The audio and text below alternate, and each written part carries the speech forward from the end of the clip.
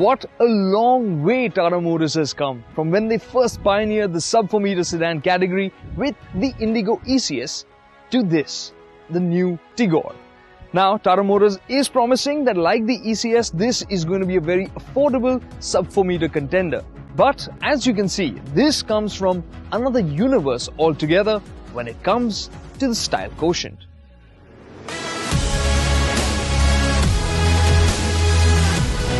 Yes, when you look at it right from the front, the Tigor looks very familiar, just like the Tiago. But there are differences. There's a black surround for the headlamp, and it has a new double barrel layout with a projector lamp. The grille has also changed and has a new hexagonal pattern. And this same pattern can also be seen in the cool split tail lamps. The design of the tail lamps is slim with an LED element running through the bottom. The way the chrome strip juts into the tail lamps is also pretty cool. This helps give the Tigor a sense of width, but the boot is set a bit high. While this is all new, the meat of the change is apparent from the side. The Tigor is longer than the Tiago by 246 millimeters, and this is down to the fact that the wheelbase has also been stretched by 50 millimeters. While it is still under 4 meters long, its wheelbase is longer than the Maruti Swift Dzire. And by changing the roofline and giving the Tigor bigger rear doors, Tata Motors has given this notchback a really flowing design. The 15-inch rims on this petrol variant look handsome, although the diesel makes do with 14-inch rims. But we do think that wider tires, 16-inch rims and a slightly lower ride height would have made this design look even more impressive. Actually, it would have looked a lot like a shrunken X6. At a time when the sub-4 meter sedan category isn't doing all that well, can this notchback, the Tigor, make a mark just on the basis of its style? Well, it probably can't, which is why Tata Motors has packed in a lot of practicality as well.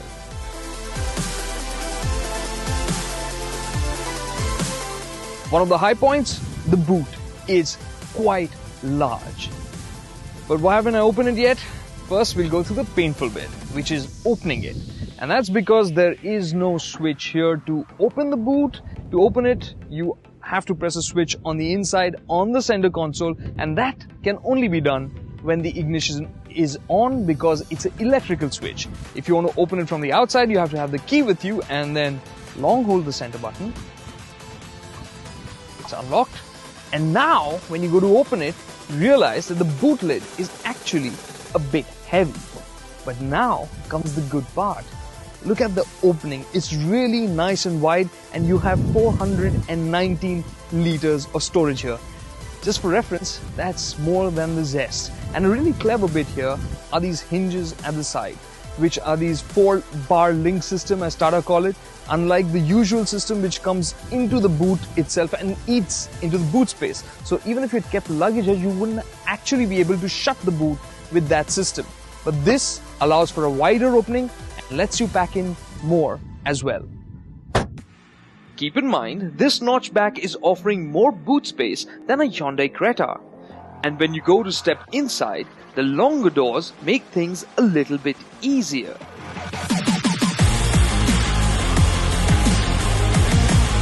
And the magic continues on the inside as well. When you look at the smaller details, Tata Motors have worked hard to make this backseat right. When you look at the seat, you'll find that the cushioning goes edge to edge from that door to this door. The seats are also a bit more reclined and the cushioning is plush. And there are integrated headrests as well. That aside, over the Tiago, you also get an armrest here with cup holders, and when it's flipped away, you can actually have 3 people sitting here in the back seat fairly comfortably. Average sized adults can manage that quite well. That aside, you have to see that the biggest benefit here has to be the amount of knee room. The longer wheelbase has translated into a greater sense of roominess. You also have a nice large window giving you that sensation of airiness, and headroom, really can't complain about that. So taller passengers can also sit here, although a little bit more under-thigh support would have been nice. The Tigor is also packed with storage spaces. There is a storage space for a phone on the floor console and an additional charging socket. And the use of textures and patterns is also very clever and playful. And it feels all the more so when the variant packs color-coded panels on the dash. But things could be better. While this is very closely related to the Tiago, our expectations of the Tigor are a little bit higher, which is why in some areas I am a little bit disappointed. For instance, the plastics themselves. Here the use of this lighter grey color seems a bit tacky. And if you look at the finish closely of edges, you'll find there are kind of sharp edges there and not neatly trimmed plastics either. And that detracts from the experience inside the cabin. So other smaller details which I would have liked a little bit different. For instance, the seating position. You have a tilt adjustable steering, and overall getting the right seating position is a bit tricky, and even then it isn't entirely satisfactory. But that aside, when it comes to the equipment on offer, the Tigor is offering more than what the Tiago did. As you would expect, there is a new infotainment system from Harman. This 5-inch color touchscreen has all the connectivity options necessary. And now the Tigor even features a reversing camera. In terms of touch response, the screen is a bit laggy, and the colors could be richer and brighter. The Connect Next set of apps include an app for emergencies as well. However, these are available only for Android devices as of now. This top-of-the-line XZ variant is also offered with automatic climate control. And while the large rotary dials look good and work well, the blank space in between does seem a bit awkward. As you would expect from a Tata, the AC is super effective even at the lowest fan speed, but it is a bit noisy. And when you get going,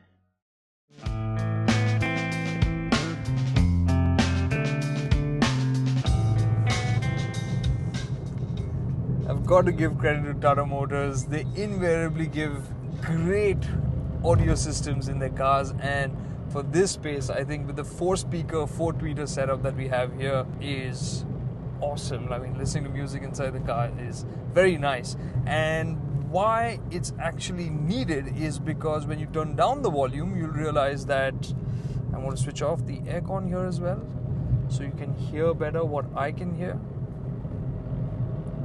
Yeah, there's a bit of engine rumble, and this is the petrol that we're driving right now that comes into the cabin, and it's not like we're pushing very hard. And that aside, you do get a fair bit of road noise coming into the cabin as well. And as you get faster, you'll find that there's a little bit of wind noise from around the A-pillars as well. So overall, this cabin really needed to be better insulated. But to better the experience over the Tiago, the 3-cylinder 1.2-litre Revotron petrol engine gets a counterbalancer. On the upside, this updated petrol engine is smooth. That counterbalancer does its work. You don't really feel any vibrations inside the cabin.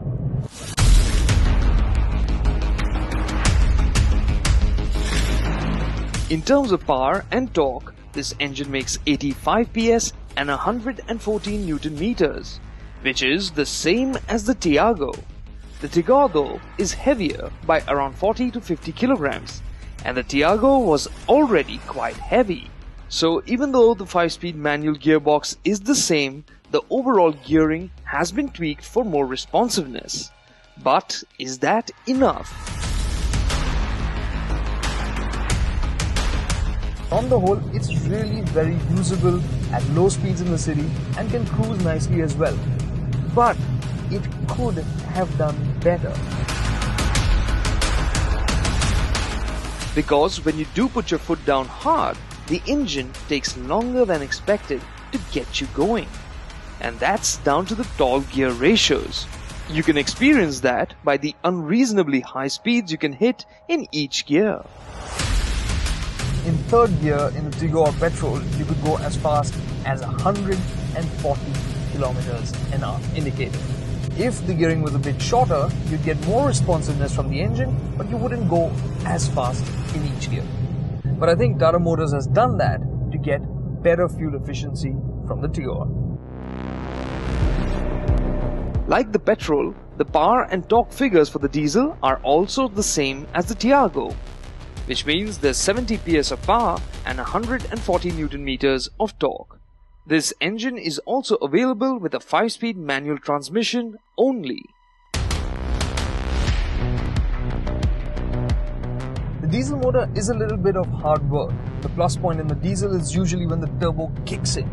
And in this case, it's a little high up in the rev range. It's past 2300 RPM and it really gets strong only past 2500 RPM.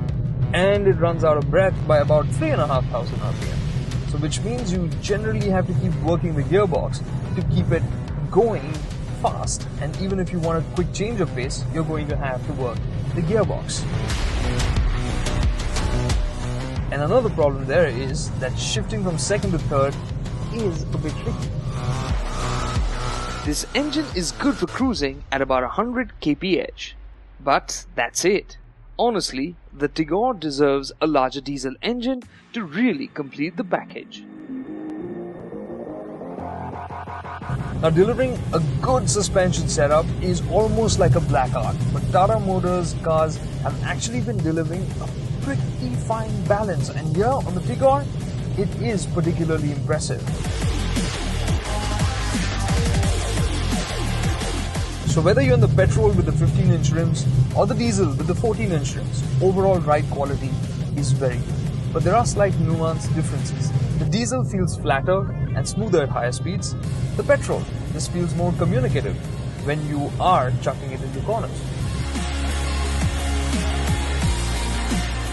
Now, if you decide to attack a set of corners, you'll realize that the Tigor isn't really a keen car to do that with, but nonetheless, it is composed and it feels confident.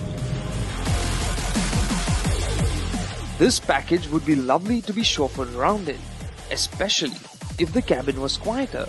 Nonetheless, the Tigor is offering a proper sedan-like experience in a compact footprint and is expected to come at a tempting price too. We expect it to cost between 4.2 lakhs for the base Petrol, going up to 6.5 lakhs for the top-end diesel.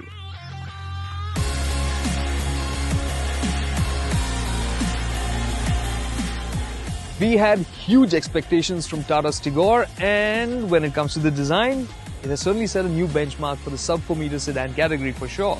But where it managed to surprise us a little bit more is in terms of the practicality it offers. The boot, class leading, and you know, when you factor in the kind of experience in the backseat, the amount of space you have, this is a proper sedan-like experience. And when you hop into the front, you'll find that the Petrol engine is really usable, versatile, good for city, and would be nice for highway usage as well.